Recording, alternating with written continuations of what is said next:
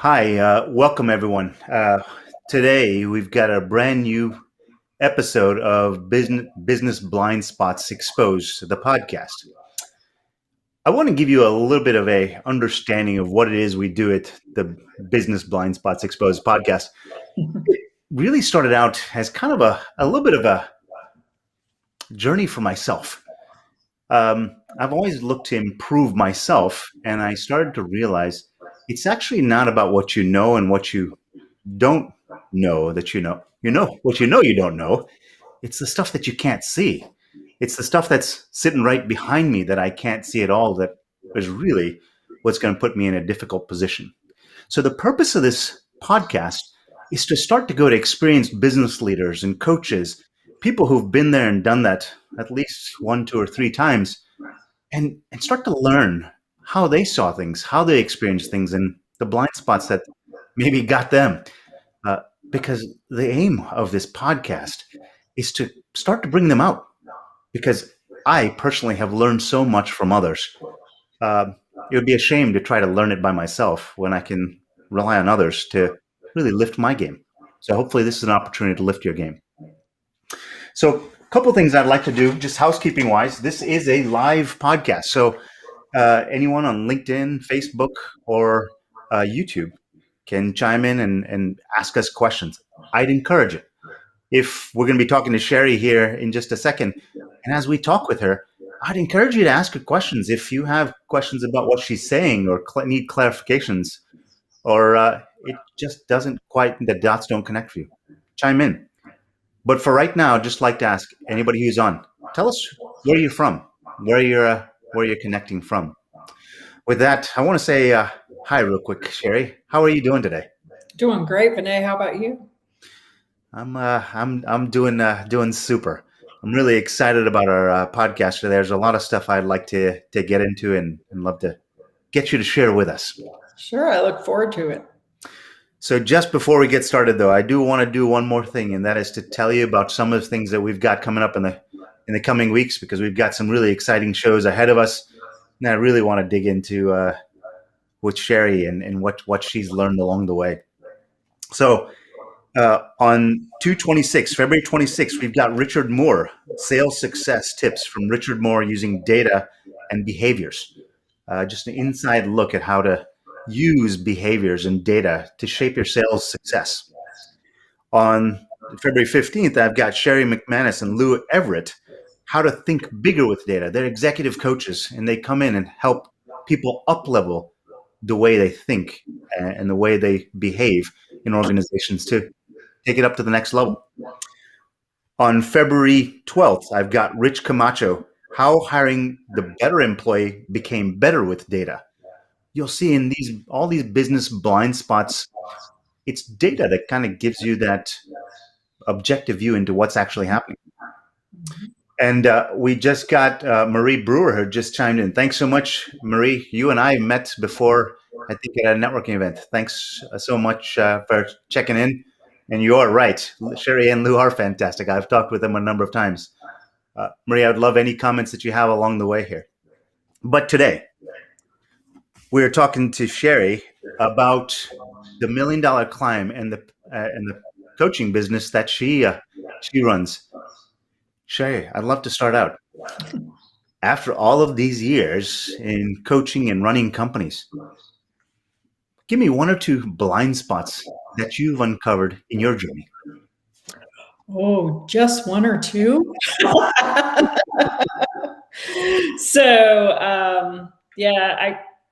I've been running businesses for 30 plus years, and there's always some fun blind spots. The biggest thing is I think our success in business is based on how we can uncover those blind spots and then learn to project them, because we're always looking forward, like what could happen, because what brought us here isn't going to get us there. And so being able to identify those blind spots and being able to look forward. So, back in the early days, blind spots for me were like not identifying culture or core values and the importance of that. And it's amazing how many businesses out there don't have core values or culture defined. And it's such a key importance to business success, because with them, you hire to them, you hold people accountable to them, you train to them, you fire to them. But without them, you could end up with a business you don't even enjoy, because somebody else is going to define that for you. And even Gino Wickman, who wrote the book Traction, will say, even if you're a company of one, you should still define your core values and have a culture. So that was a huge blind spot for me when I was inexperienced and newer to business. That has become just one of those game changers once you get that defined and are able to infiltrate that within your business. So, I'm really excited about having you on today, and one of the reasons why is in all the businesses that I've run, I've always looked for a playbook, a way to kind of, what do I do next? And I think one of the things that I've learned along the way is there's no playbook that fits every company, right? It is a highly individualized experience, and I think part of what you've built with the $1 Million Climb, and as part of what you teach and kind of that framework that you've given each other, it's the foundation for building your own personal framework. Is that right? Yes, because so many times in business, we focus on sales and marketing, right? Because that's cool, fun stuff, right? And everybody thinks, oh, more sales, do marketing gets more sales, and sales is what grows and makes a business. And it absolutely does. I mean, it's like a key component. However, if you don't have foundations and processes and things in place so that you know what to do with those sales once you get them, scaling becomes very, very difficult. So through my coaching business, the things that I focus on, I call them backstage stuff, the backstage processes, the stuff the customer never really sees. It's the people behind the curtain doing all the work so that what the customer sees is the really good stuff. I do strategic coach with Dan Sullivan, and he calls it front stage, backstage. It's, what you put forth for the customer. Well, I focus on the backstage stuff because I feel that's a lot of people's weaknesses, is they don't have that backstage. So it ends up being very chaotic in their world behind the scenes and in front of the customer. Yeah, they're able to sell and they're able to grow, but they're not able to sleep or spend time with their families, or, take time off without worrying about their business. And that's not why we're in business. To me, I mean, we're in business to make money, yes, but we're also in business so that we aren't deprived of family time, and we have a lot more balance and free time and benefits that we wouldn't have otherwise. So this is really interesting, and gosh, there's so many gears spinning in my head right now in terms of threads of conversation here. I'd love to hear a little bit about the story behind it, how you kind of got to this point, and some of those anecdotes, if you will, that said, there's something I need to focus on. But what you just said about this idea of being able to live a life the way you want, I think a lot of business owners, senior leadership, wanted to get into those roles because, hey, I don't want, there's a joke I heard once. Why do entrepreneurs work 80 hours a week? And so they don't have to work 40. Right? Yeah. You want to be able to control that, but it ends up being 80 hours a week all the time. And that's not healthy either, because that's not why you started. Talk to me about that. I mean, you work with enough business owners. Is that happen a lot? Yeah, so I was one of them. So I used to say, hi, I'm an entrepreneur and I'm a workaholic, right? And so, and I was raised as a doer, right? I mean, I'm a baby boomer, and that baby boomer generation was raised to be doers. I mean, it was who could get the most work done in school, who could do the best. So we were doers. And so I had the mindset for years of, I'll just do it myself. It'll be easier. It'll be faster. Me teaching somebody else will take too long. I don't have time for that, those types of things. But you can't scale a business with that kind of mindset. And you also aren't real happy all the time either. And working 80 hours a week for anybody is not a lot of fun. And at some point, something clicks or something gets sacrificed to where it's like, you know what am I doing here? I should be able to go to my kids' ball games. I should be able to participate in stuff. I should have a life outside of work. I should be working to live, not living to work. And so it became a huge mindset change. A lot of people see delegation as a sign of weakness, and I learned to see it as a sign of strength. And one of my favorite concepts is, who can do this for me? Not how can I get this done? It's who can do it for me, and empowering my people. It was very hard to let go. It's kind of like as a mom, like it was really hard for me to hire that first babysitter and let my kids be babysat by somebody who was not a family member. Letting go in your business and delegating to other people is very similar to that. You're trusting your livelihood and all that to somebody else. But what I learned was by empowering my people, they could do it better than I could. And sometimes they would have more creativity on how to tackle a project, or how to streamline a system, or how to even, turn something we were doing manually in and get it done with technology to simplify it, take additional steps out of it, and actually reduce the need for additional overhead to, fulfill a position. And so as I learned to empower my people and collaborate with different people and allow people to work in their strengths, work became more fun. Life became more fun because I was working a whole lot less hours because I didn't have to do it all. So this is really interesting, and I just want to I want to kind of engage with the crowd here. We've got a couple of people, and Marie already has chimed in.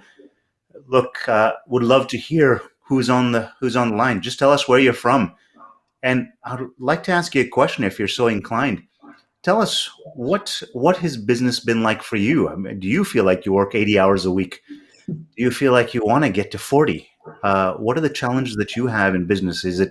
There's this illusion of what business is supposed to be and how you're supposed to be able to control your life, but it doesn't quite work that way. Let us know.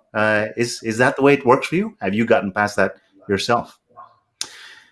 So please jump into the comments and let us know. I'd love to know, and I think Sheri and I could have a better conversation just around how you shape it. One thing that I heard in what you just said was being brought up as a doer. The society, I think, at large, so emphasizes this ability of somebody to be able to do it all. When in fact, I just had a conversation with my team today. I got to tell you, it was one of the most satisfying feelings I had today. When I've got a team of about 6 people, I built an accountability chart to say, here's what's their why in being part of that team. And we went through that. I said, anyone have questions? They're like, no, we get this. And I said, it's kind of a drop the mic moment. I was like, all right, my work here is done. Yeah. Right? Yeah. They know what they're supposed to do. They own it. They get it.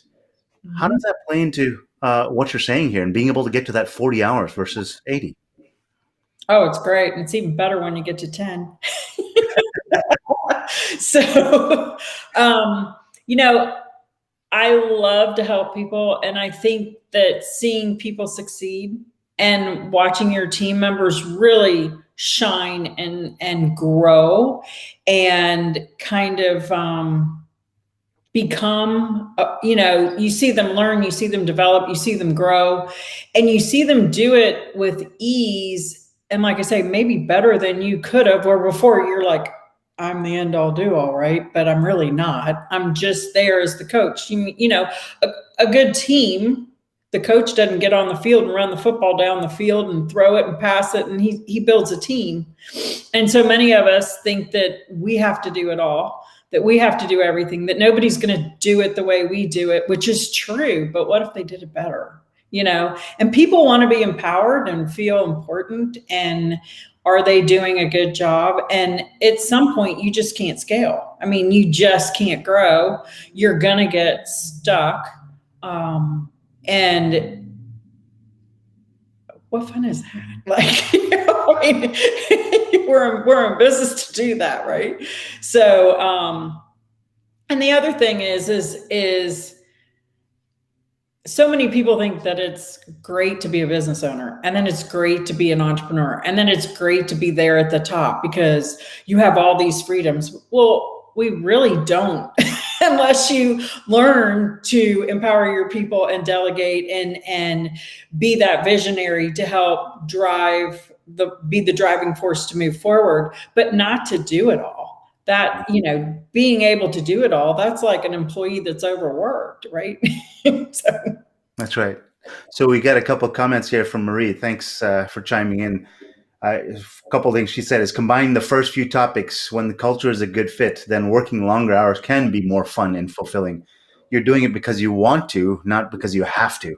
Very true. Four letters that are different, but gosh, what a significant shift in how you exist in the world, right? You're smiling all the time as opposed to, I got to get that spreadsheet done, right? Well, and even though we can do something, doesn't mean we should be doing something, right? And so there are things I can do, but when I do them, I'm pretty grumpy about it, like taxes and that kind of stuff. And even though I can do it, is that really the best use of my time? I have a client right now that's working 60 to 80 hours a week. And my conversations with her is like, what's more important? She's like, well, I got to stay at work. And she's at work till 10, 11, 12 o'clock at night. And it's like, but what about your family? Yeah. What about your family? What story do you want your kids to tell about you owning a business? That mom was never home, that mom never had time, that mom worked all the time. What do you want your kids' story to be versus, hey, mom owned this great business and she was so successful that mom was always home for dinner and mom was always at my events and mom could take off when she needed and mom was here for me. But wow, the success she had behind that, right? So what's a better story, right? It's not about the hours. It's about the results. So I want to get some juicy details, right? Some stories, to whatever level you're willing to share. Why did you? So I want to kind of come back to this $1 million climb and this system that you've put together for people to kind of take the steps up that ladder to get to the top. What got you there? Where were you sitting? What day was it? What had happened that you said, damn it, there's got to be a better way? Tell me a story.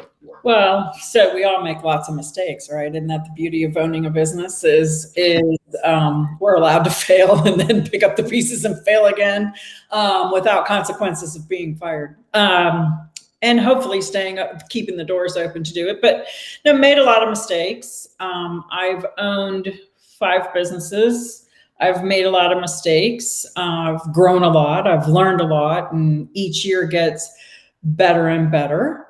And as you grow, you think back through your stories of, gee, had I done this way, or the next time I'm going to do it this way because I'm not going to make that kind of mistake again, or I'm going to restructure, or I'm going to. So one of my biggest lessons was leading by the numbers. Like you talked about data and the importance of data. So understanding numbers, it is amazing how many people don't do financials all year and take the shoebox still to the CPA, which like blows my mind with software like QuickBooks and stuff out there. But they don't even know where their numbers are going to be. They just look at the checkbook balance and say, oh, we had a good year and I'm going to go buy a boat or an RV or whatever that is.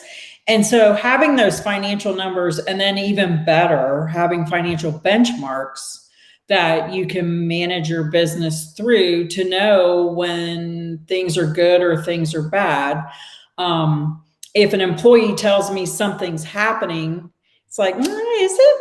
So I can go look at the numbers and I can pull the data and saying, yeah, you're right. Or maybe you're not. And here, let me show you why. The joke in my company was never have an argument with Sheri about numbers. Yeah, so, but you can truly manage by the numbers. And once you understand the numbers, they're really not that scary. I would, I'm in the pest control industry. I would think that in any industry, there are good numbers to have and good benchmarks, stuff like that. assigning KPIs to employees, I didn't realize the importance of that.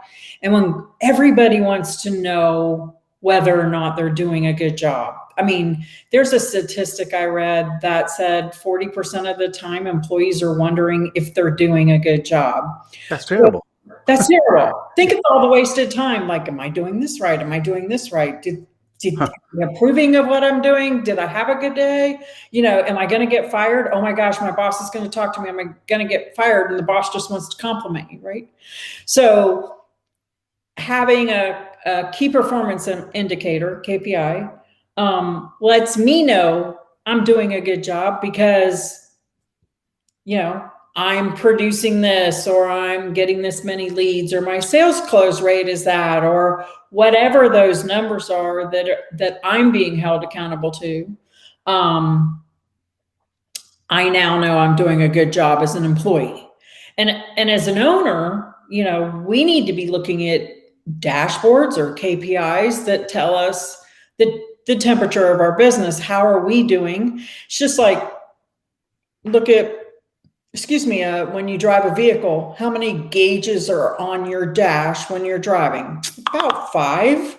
So that tells you can see 5 gauges at a time. So everybody should have approximately 5 gauges to measure what they're doing, whether it's your business or your position or something, to where you have no more than 5. You could have less, but those KPIs create great accountability.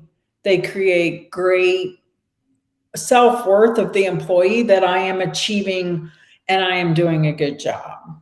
And I didn't realize that was so important until, had years of experience behind me and started implementing them and realized the power behind them. So I'd like to ask everyone who's chiming in. We've got some who've already put some comments in. KPIs, the 5-dial dashboard, I think is what I'll call it. Do you all have a 5-dial dashboard? Do you have KPIs that you use in your company today? Do you have 1, 0? Do you have 50? Right? What do you all do in your company? I'd love to hear in the comments. Do you have a 5-dial dashboard yourself? Sheri, the running by the numbers, for me personally, one of the things that has scared me a lot about running by the numbers is that if I become too much of a numbers person, then it could be construed that all I care about is the numbers and I don't care about the human side of it, because I can know all the numbers, but if I don't take care of the employees, I want to build a family feel. Our family feel and the numbers, can they exist together? I think so. I'd love to hear from you. Yeah, absolutely. So they're 2 different things. So that family feel and all that becomes part of your culture and core value, right? All of that is,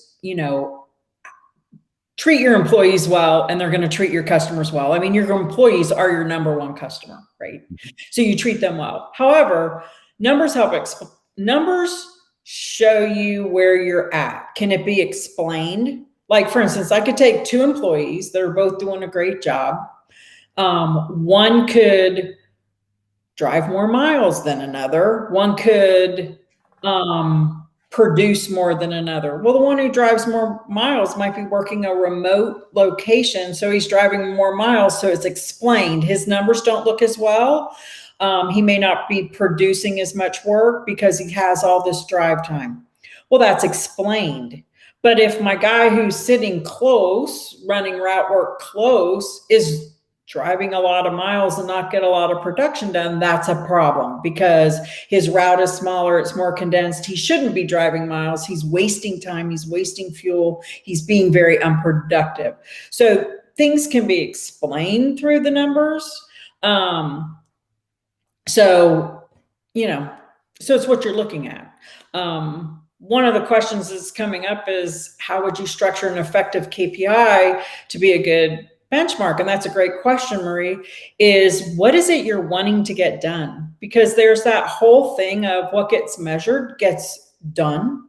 So if you're wanting to increase your close rate on sales, there's becomes a KPI you track. If you want to increase your revenue or have growth, you want to track revenue and be transparent as to what that revenue looks like and what that growth revenue looks like, so that that's something you track. If you have a problem losing business and you want to decrease the losses, you would track cancellations or business loss so that you can, do that. Or repeat customers.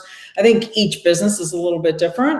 But we always look at it as, what is it we want them to accomplish? And what is our minimum threshold for that? And then let's see if we can track that and be very transparent about it. So everybody sees it, their team members, their peers, and then competition occurs because everybody wants to succeed. Nobody wakes up in the morning and says, gee, I think I'll fail today. It's, everybody wakes up and says, I hope I succeed today. I hope today's a great day. I mean, nobody thinks of losing, right? Or failing or whatever, I hope I walk into work and get fired. Who says that, right? So everybody wants to be successful. Everybody wants to achieve or get that good grade. And so I think it's, what are you wanting to get done? What do you want to get accomplished? And how can you create a KPI around that number?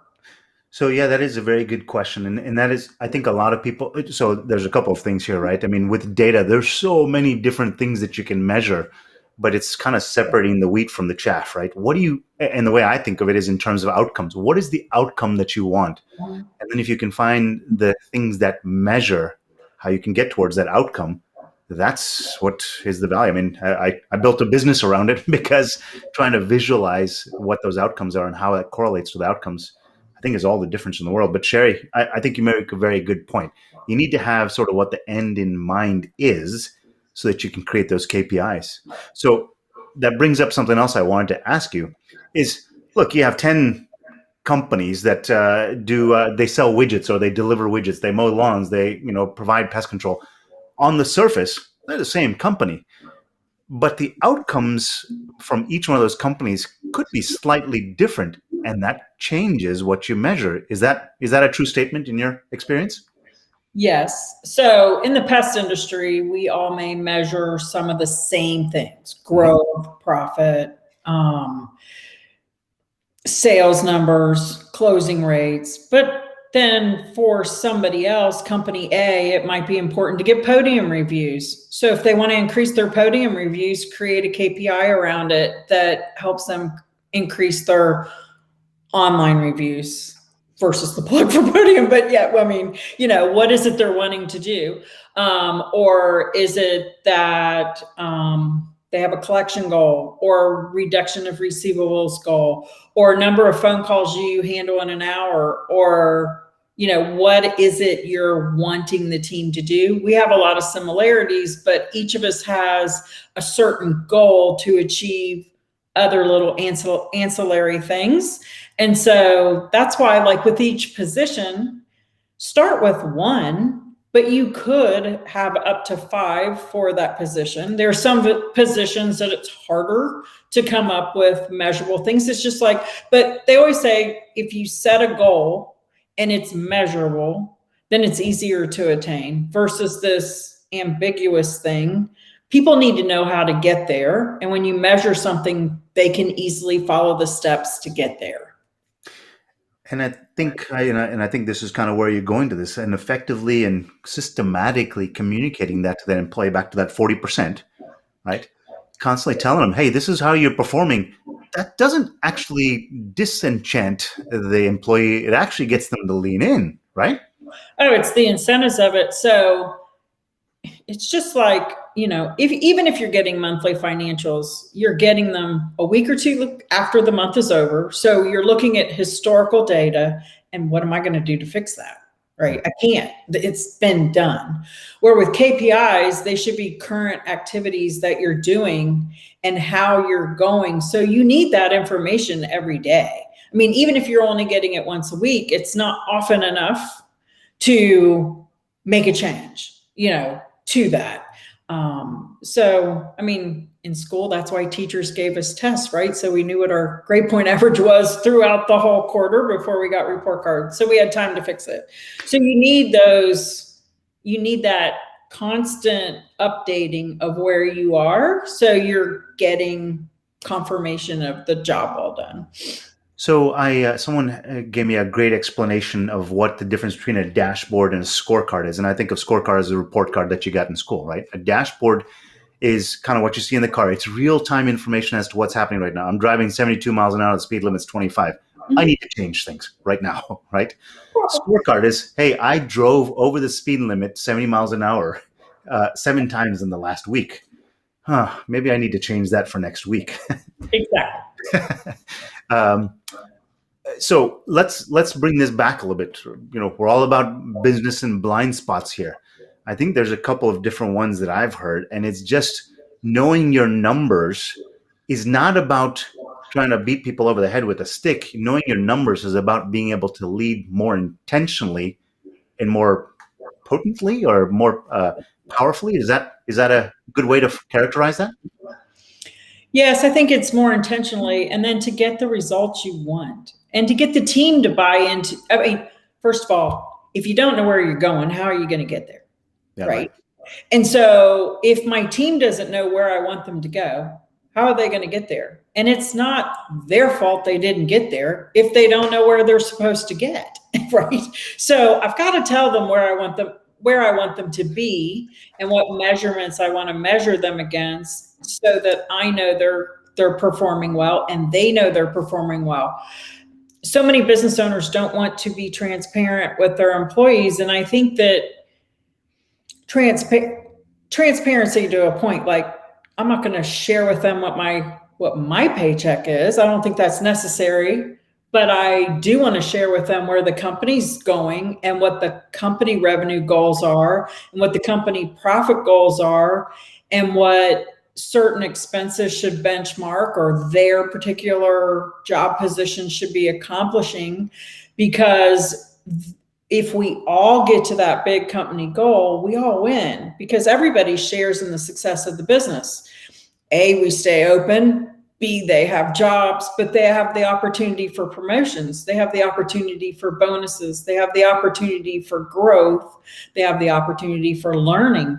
And, not everybody works for a paycheck. I think in some of the studies I've read, that's usually like number 4 or 5 on the list of why people work for a company and they're looking for something more. And so many people focus on the paycheck. It's not about the paycheck. It's about the environment and how they're treated and how rewarded they feel and how appreciated they are. And are they being successful and are they learning something?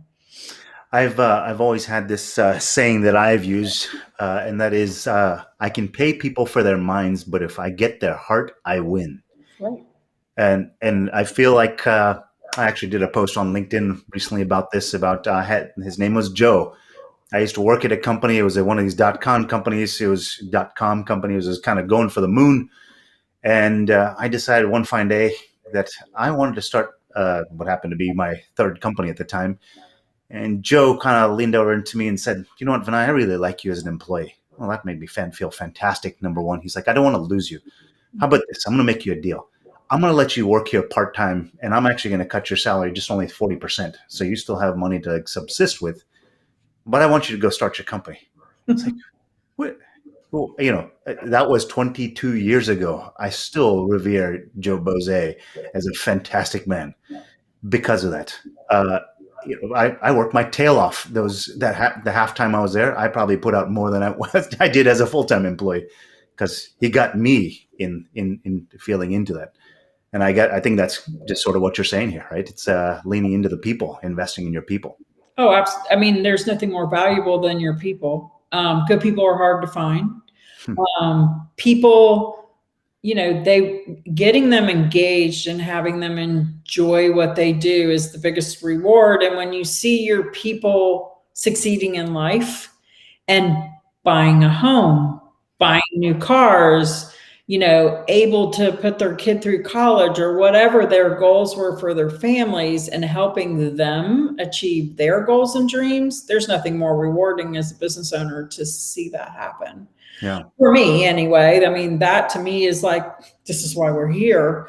It's seeing them succeed in life. And it's been, I mean, I've been in this business over 30 years. I've had employees come to me and say, look, love working here, but I want to be my own boss and I'd really like to go into my own business. Are you okay with that? And some of them I mentor today and still coach, and some of them competed against me for years, but they never touched a customer, and they never touched an employee, and they did it right. And we worked alongside each other. Hey, nothing better than friendly competition, right? And so we worked alongside each other. And it's really fun to see them succeed. And it's really fun to see somebody who is an employee grow into a business owner and better themselves and better, their future and their family's future and all that stuff. Marie chimed in here, said, people don't leave jobs, they leave their bosses. So true, Marie. Yeah, absolutely on the money there. Yeah, definitely. So another blind spot I think I've heard in some of our in the conversation thus far, and that is the idea of being a doer. Right? You got to be the doer. That is a tough. I mean, look, being brought up as an Indian kid, I will tell you, I was surrounded by a bunch of doctors, lawyers, and engineers. It was all about doing. So are you going to go to, I mean, most of the kids I grew up with went to Harvard or Stanford or Yale and stuff like that. So if you weren't going to Harvard, Stanford, or Yale, then do you really exist? I didn't go to Harvard, Stanford, or Yale. I was a terrible student. Oh gosh, I just admitted that publicly. But I so thought for a long time I had to prove that I could operate at that level. It's not what it is at all. It's that shift from going to doer to facilitator, the building other leaders within the company because they build a vacuum behind them. Talk to me about that. Absolutely, because we can't do it all. I mean, time is the one constant in life. Like there's 24 hours in a day and you're not going to change it. And so many people talk about time management and being more efficient and stuff like that. But regardless, there's only 24 hours a day and you can't buy more time. And so how much time do we really want to spend at work? And is that why we're doing what we're doing? I mean, as business owners and entrepreneurs, why? We're paying, and I get it when you're small and you're new and you don't have any money and you can't afford to hire people, get it. And wore like 100 hats. But as you start hiring people, you have to make sure that you teach them well and train them and empower them and, have resources for them to succeed, whether it's processes or whatever, and let them help you improve those because, you just can't. I mean, there isn't enough. You can't buy time. And when you work too much and you try to do it all yourself, you get in your own way. And you're going to look back one year and go, wow, where did the last 10 years go? Because all I've done is work. And what did I sacrifice in that process? So yeah, very empowering once you start empowering your people, because it's kind of like, this is awesome. Like, I spent a lot of time with my kids trying to make sure that whole doer mindset is not how they define themselves, right? Their own self-worth, which I think is a very important term here for leaders and owners of companies. I keep telling them, how many people do you want to be able to make a decision for? If you want to be able to make a decision for one person, well, all you need to know is one person. If you want to make a decision for 25,000 people, well, you need to be able to touch 25,000 people on a daily basis. How do you do that? And I think that comes back to the numbers again, right? You can't talk to 25,000 people in a day, but the numbers can tell you what their story is, right? Sure. And the other thing is to be the best. As business owners and entrepreneurs, we have to be the best we can be. And we have to be able to look forward, project forward, look at what the future is going to bring, what, like I said earlier, what got you here and going to get you there. So what needs to be revised, what processes need to be recreate, tweaked, developed, etc. And in order to do a lot of that visioning for your future and stuff, the only way to get that done is to take time off. You've got to be able to recharge and redo your batteries in essence. And the only way to truly do that is to get out of your business and take time off. And I can't tell you the number of people who can't leave their business for a day, let alone leave their business for a month. And it feels so good to leave your business for a month and come back and see that it's still there, probably running better than ever, because they had something to prove to you that they could do it, right? And so it's amazing what your people will do when you let them do it. But we as entrepreneurs aren't going to get those great ideas and that future thinking and the creativity that we dreamt about before we started the business, that all went out the window because we were too busy working in our business. And so we need to have that work on your business time. And we also need our batteries recharged. And I used to feel guilty for not working in an 8 to 10 hour day. And even had some employees when I first started cutting back my hours saying, it's 10 o'clock. What are you doing finally showing up? Kind of. And it's kind of like, are you kidding? Like, add to my guilt. But after a while, it's like, no, if I'm in the office, then I don't need you. If I'm doing this, what do I need to be paying you for? Told me I had wrong team members. And but that free time and taking care of my health, I'm an asset to the company. I got to take care of me too. I can't just keep doing. I have to also take care of me because I need to be visioning so that we can go to where we need to go. And Maria chimed in a little while here saying you're trying to fit it all into 1,440 minutes in a day. Yeah, that time goes very quickly. Yeah, very. And I would encourage anyone else who has been listening in, who's been getting some value from this, I'd love for you to chime in too. Marie, thanks for all your comments. I think they are definitely shaping the way we're talking here.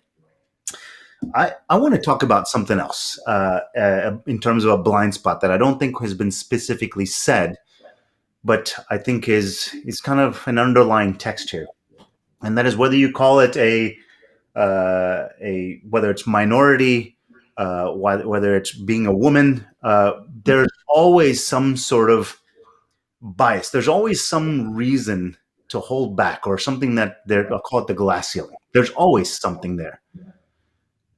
They're always going to be there. How do you punch through that? I mean, it could be, look, you came up with the English was not your first language. That's a challenge, right? There's always some challenge in front of you. Sheri, how do you punch through those things that are there in front of you that you're kind of born with? So being a female in a very male-dominated industry, right, which has changed a lot over the years, I will say that. There were times, not just with myself, but like with employees or even customers, like, what are you doing in this business? Or why did they send you out here to give me a quote? Or, being kind of like, some of the men were like, yeah, whatever, she's just a woman. Like, she'll get over this in a minute.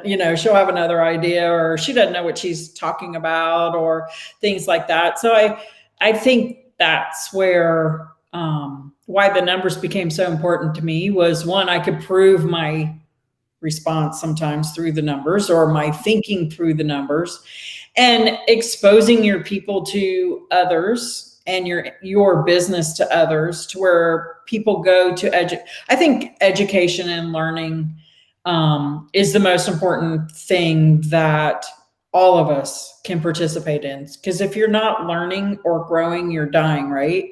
They say if your business isn't growing, it's dying. Well, I think us as individuals need to be learning. And I think the future is all about learning what could happen or planning through learning. I think that watching, listening to podcasts and reading books and getting educated from others, not necessarily through the educational system, but there is so much learning out there, whether it's through a coach or, audiobooks or podcasts or whatever. But I think learning is huge.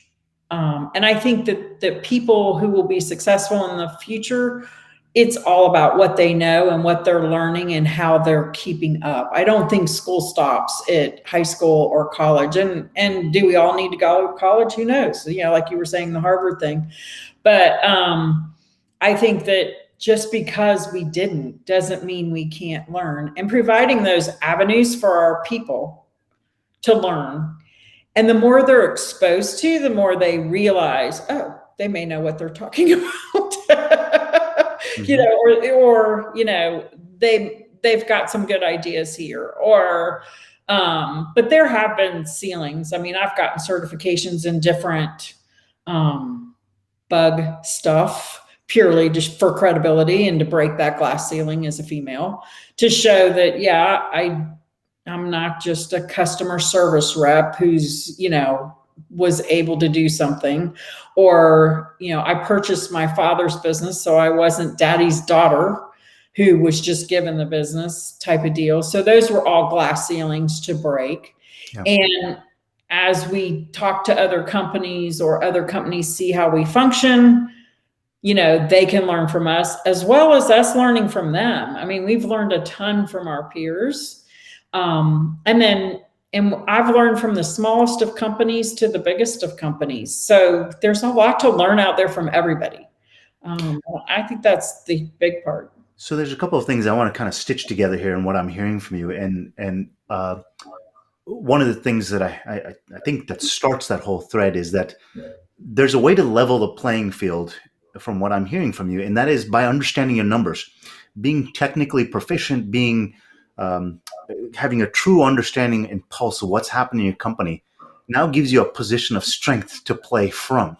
I mean, part of why we built the business, I built a business intelligence company, is I've worked for really, really large companies that have, tens of twenties of thousands of employees, and they had all of these tools and visualizations, as opposed to a small company who's trying to do it on the back of a napkin or on a spreadsheet, right? And I just didn't think that was very fair. Right? We built these business intelligence tools to level the playing field. The company that's got 4,500 technicians shouldn't have better tools than the one that's got 4. Right? Oh, that's just I think part of why they do is they know that they need them, and you don't know what you don't know until you know, right? So it's like, but these bigger companies know they can't manage without the numbers. They can't manage without the tools. And we've had companies bigger than us, some 2 to 3 times our size, go, oh my gosh, you track all that? Like, we don't even track all that, or we don't even have those tools. And it's like, how do you not? Like, do you run around in chaos? What I've learned from that is they have much more overhead than we do in people, because what you don't manage with numbers, you got to manage with overhead and people. So it's costing them more, it's reducing their profits, and potentially increasing their headaches. So, and it's not just, the numbers are great and the numbers help us manage, but it's also having defined processes and defined expectations of, if you work for this company, here's how you dress, here's how you drive, here's how you show up to work, and all this stuff is defined, so it's very easy. It's like, it says you can't smoke in your vehicle, and you smoked in your vehicle, so you're going to be disciplined for that. I mean, everything is documented and defined, which then it's like, you shouldn't smoke in your vehicle. Well, I didn't know I was not supposed to smoke in my vehicle. Well, I swear I told you. No, you didn't tell me. Totally different thing, totally waste of time, lots of time spent and lots of people to manage that. Yeah. So having defined processes and then having understanding the numbers and setting KPIs to manage people makes a manager's job so much easier. And you can do it with fewer managers because it is so much easier. So you're reducing overhead. The $1 million climb. We've talked about lots of different elements, and part of why I was so excited to have you on is because you've built a framework out of this. Tell us more about that. How does what I love about this is, conversation here. I think you and I, since the first time we talked, we kind of resonated in sort of the way we connected there. And I just get the sense that all of these learnings over however many years have been incorporated into the $1 million climb. That's fabulous. Tell us about it.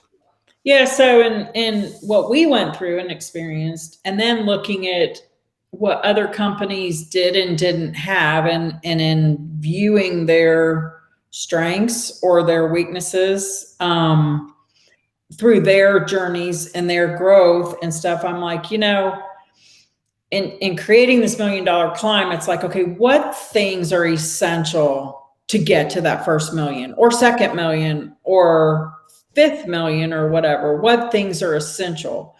And so when I started identifying them, I came up with 12 things. And so I said, okay, and do these things need to come in an order? Like, does it matter what order they occur, or does it matter? And as I started going through and really looking at them and drilling into what was made up of each one, in my opinion, it did matter, the order. If you were starting from scratch or you didn't know, where did you start? And then what would your final ta-da when you got to the top look like? And so I started with the vision and the core values and the culture of the company, because that is just huge. And it's such a game changer when we finally got it.